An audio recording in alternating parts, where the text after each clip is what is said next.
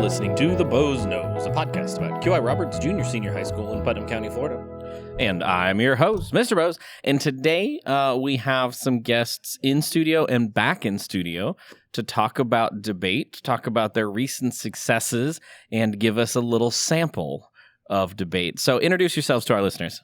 I'm Stacy Lopez. I'm Kendall Justinsky. I'm Avery Jackson. Alrighty, so why don't we talk about y'all's recent, tell us about debate and the debate we're going to hear today, and then tell us about your recent successes. So the debate we're going to be doing today is called Town Hall. In an actual debate setting, there would be assumedly 9 to 12 people, and there would be an affirmative side and a negation side. Negation would go first, and on the topic, they would speak on the topic of, I am for this side, I am against this side, and they would be asked questions.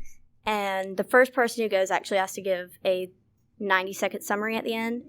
But that's basically what we're going to demonstrate today. Wonderful. So those topics that you're either for or against, do you know those in advance? Do you know what side you're on? So we get the topics about a month in advance, and we have all that time to prepare.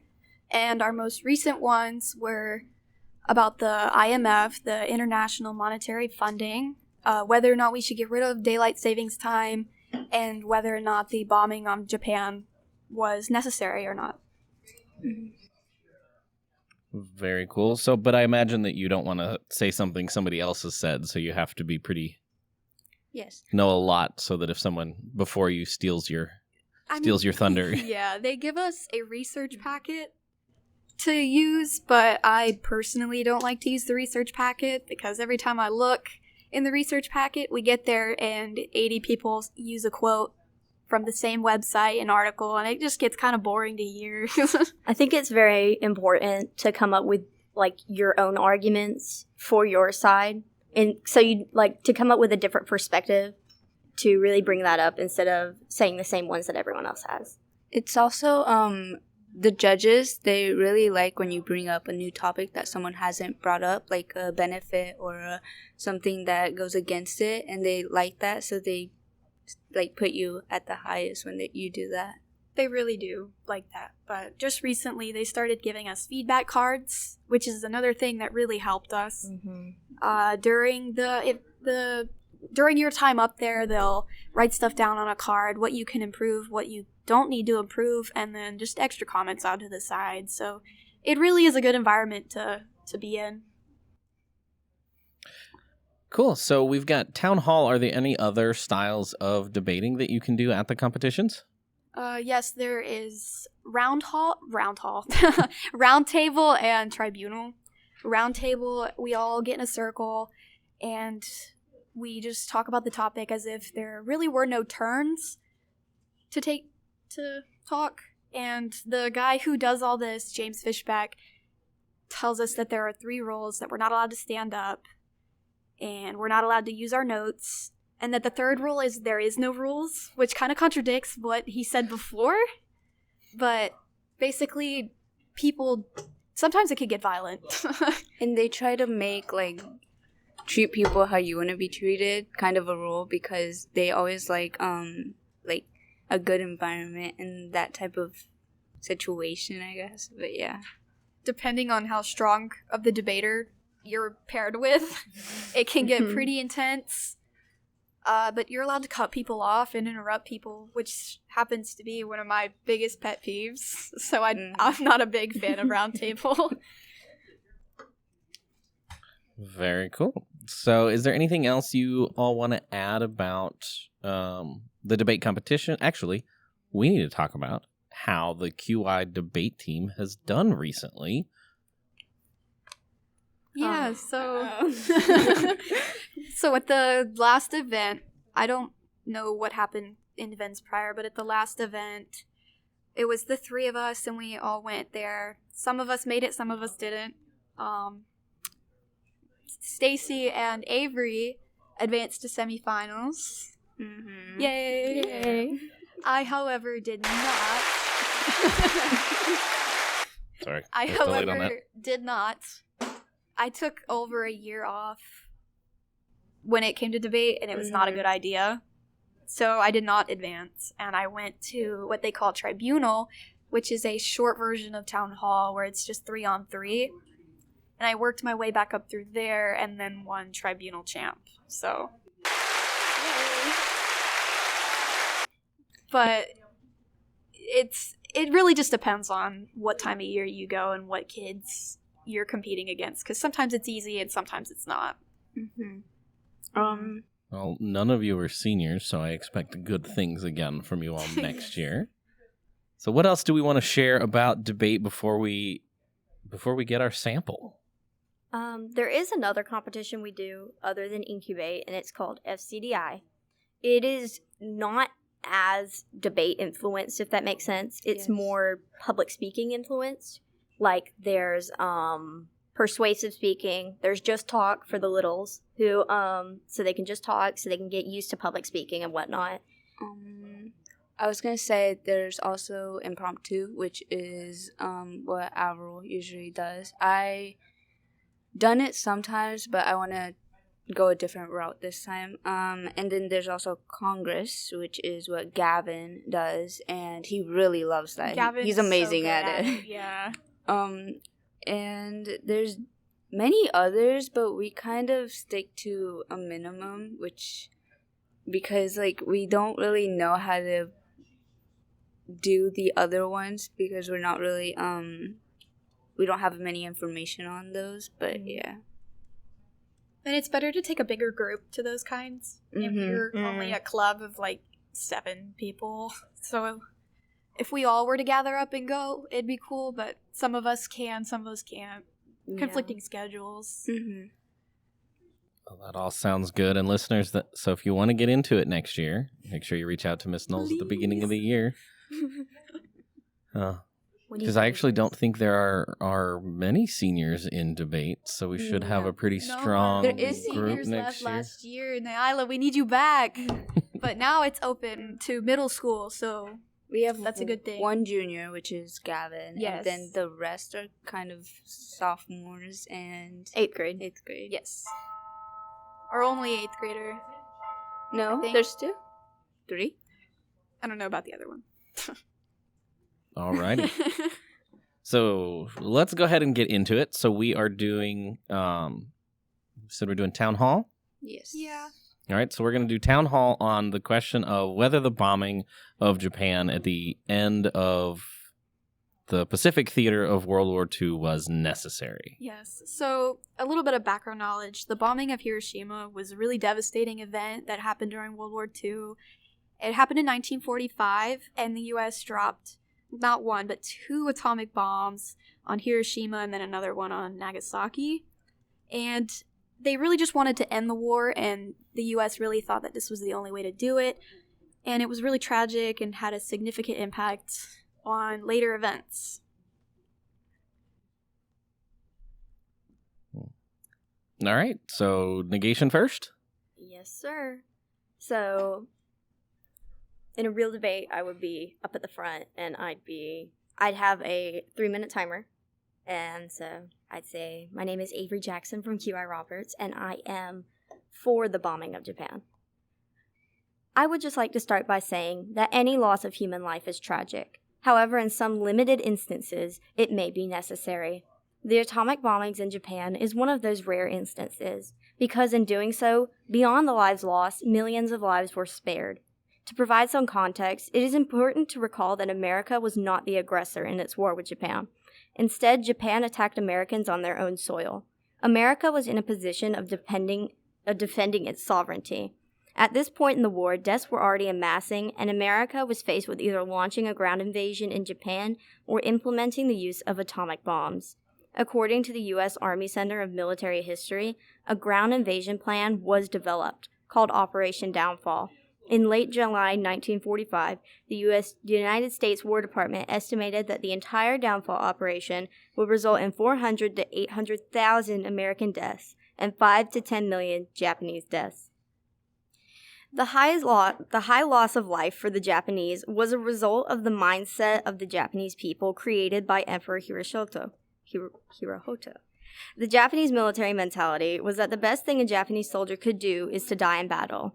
According to a National World War II Museum publication, in March 1945, Japan inducted every male between 15 and 16 and every female between 17 and 40, or about 18 to 20 million people into the army. So they already had tons of military personnel all ready to die for their country. The atomic bombings became the most strategic move because while we could have kept sending soldiers to the Japanese mainland, it would have resulted in a staggering loss of life on both sides. Worse yet, John Weckerling stated in a memo to the Deputy Chief of Staff, quote, that he deducted from an intercepted Japanese communication to Russia that the Japanese believed that Russian intervention could be bought by the proper price in tandem. According to the estimates reviewed by the Bulletin of Atomic Scientists and the Naval History and Heritage Command, with the bombings having been dropped, an estimated 100 to 210,000 Japanese people died. This is the sad reality. However, the alternative ground invasion would have caused the death of 5.4 to 10.8 million people, using the lowest estimation of lives spared and using the maximum of lives taken. The bombing saved roughly 26 lives for every life that was lost. The situation was unfortunate for all sides, but the bombings were regrettably necessary. With 30 seconds to spare. Jeez. Usually there are two people that stand up and then ask questions. So I will be the person that would ask questions since I'm the only other Questions too. Huh? I can ask questions too. Oh, if you want to. I was gonna ask, what are your thoughts on the impact of the bombings on civilians and the overall devastation caused? My thoughts is it's a terrible situation. Mm-hmm. It's a terrible situation for everyone. But it was necessary because, as I stated, my numbers suggest that there would have been so many more lives lost than the ones that were lost if we had planned and gone through with the alternative ground invasion. Okay, thank you. So, based off of what you're saying, are you saying that this was an act of nationalism for the U.S., or was it an act of defense? It was an act of defense because Japan was the aggressor. America was not the aggressor in this war. Okay. Usually then, there would really only be time for two people to ask questions. So, yeah, we're going to end with the questions there.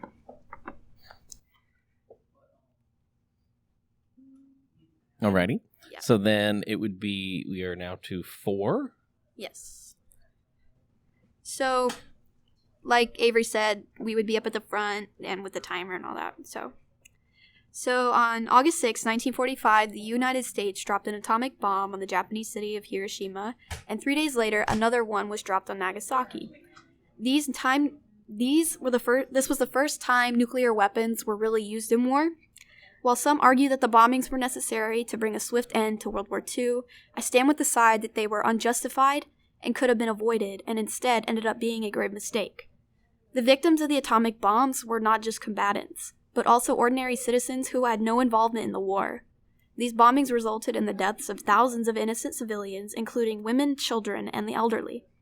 On August 8th, 2 days after the first bomb, as many as 200,000 of Hiroshima's 340,000 residents perished or were injured. I'm willing to say that nowhere near a quarter of these citizens had or wanted anything to do with the conflict that was taking place, but were instead roped into our unfair antics.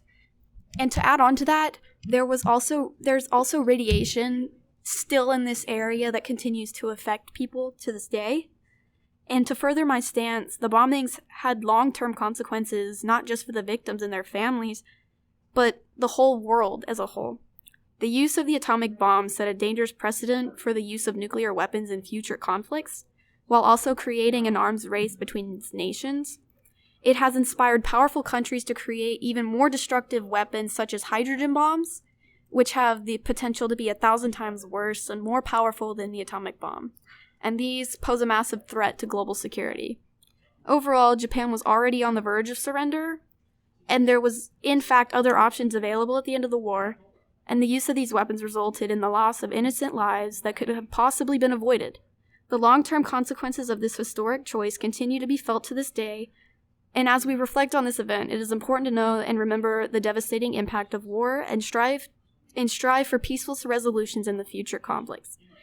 This will ultimately make the world a safer place for future generations, and remember, America threw the first punch, and there really is no telling when or how Japan may fight back. So for questions, could you explain how America threw the first punch when the Japanese attacked us first at Pearl Harbor? Well, I'm a strong believer that two wrongs don't make a right, and that the first attack on Pearl Harbor, really, it was a, sign of warning, don't mess with us. But the fact that the U.S. bit back could have possibly raised tensions later in the future. So I guess, you know what, I didn't really think about it that way, and I might have wrote it wrong. But America did throw the second punch. But I feel like because they threw another one, that this could possibly cause problems in the future. So you expected America to just let our civilians die? How do you think Japan feels to let their civilians die? Japan decided to attack first. America did not. Okay. We'll end that there just before that gets violent. Oh, but see, I want to go there. So oh, no. You mentioned that the use of nuclear bombs on Japan caused significant loss of civilian life. But what about the firebombing of Japan that happened in the years preceding the bombs being dropped on Japan? The what? I'm not a history person. I don't. So prior to the development and dropping of the atomic weapons on Japan, right, we firebombed Japan, which is basically we dropped napalm, which is essentially gelled diesel fuel, onto onto cities in Japan that were primarily made of wooden houses, and it created such heat and destroyed so much that it created its own weather patterns over Japan. So that further goes along with what I'm trying to say, that I just feel like they didn't know when to stop. The first bomb itself did a lot. I'm not entirely sure why the second one was dropped, but I feel like because they surrendered that it should have been the end. And that the attacks after that were extremely unnecessary and inhumane.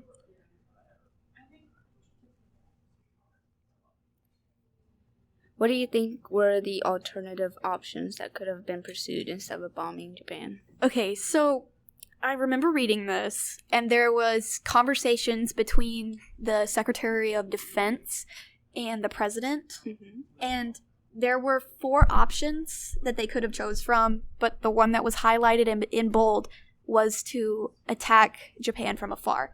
There were 3 other decisions. They could have invaded Japan, which probably would have caused more loss, if not worse problems in the now time.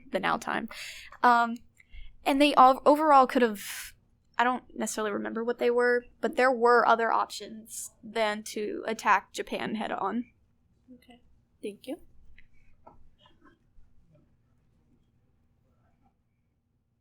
All right, listeners, I think that was fun. It makes me want to join debate. I want to debate. I like arguing. I like debating. So anything else y'all want to share about debate and what it's like? And so was this a pretty good, actually I'll ask, was this a pretty good kind of example of how it goes down?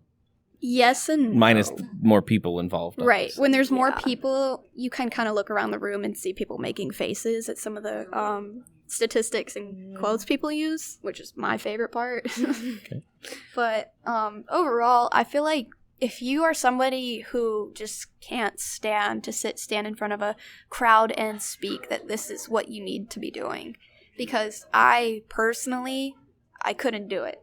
But in debate, there really is no judgment, and you could get in front of all these people and say, completely bomb your speech, and nobody would know because you were the one that wrote it. So I just feel like debate is somewhere where if you're needing confidence, that this is the place you need to go. Also, everyone kind of understands each other. We give our speeches, we get asked questions, and then we sit down. And then the next debate, we don't even think about, oh, the last debate you did this, and we just debate. It's not really they're holding you against anything. And to add on to the confidence aspect in debate, it might seem very scary. But if you research the topic and you know it well enough, you will be able to answer any question, and you will be able to say your speech. And there are some people there are some people Wait, who will just what? write down bullet points, and they can make an entire speech off 3 bullet points. So Which is crazy. Whereas to me. there are people like me who size down the font of the speech and cut them out and put them on note cards the night before. you as well. Hey, the copy and shrink feature is very important. It's awesome. So I think I asked, but I don't remember. Do you know whether you're for or against before the day? See that? Here you So to that. you are not told if you are for or against. It is completely 100% your decision. Oh, And okay. you just base your speech off of either your decision. There are some people who make both speeches, because sometimes there'll be more affirmative than negation, and they'll just switch sides. Right, that's the cool thing about this. Like, they're not going to tell you to feel a certain way about a topic. And if there are more negation for over affirmative, it's okay. Like, we can work around that. But that's just something I like about this, because they're not going to tell me to feel a certain way about the bombing or whether or not we should get rid of daylight savings time. Yeah, there were, in my Japan semifinals, there was only 2 people who were against it, and one of them even made it to state level. So That's very cool. I'm excited to see how all of you perform in the next competition and into the next year. So anything else y'all want to share before we sign off today? I don't think so. I think we have everything. Yeah. All right, listeners, if you want to know more about debate or about the public speaking events we talked about earlier, please find one of these 3 lovely ladies around campus or talk to Miss Knowles. Otherwise, listeners, if you like the podcast, subscribe on your favorite podcast player of choice so you don't miss out on future episodes, and please share with your friends. Until next time, excellence in all endeavors.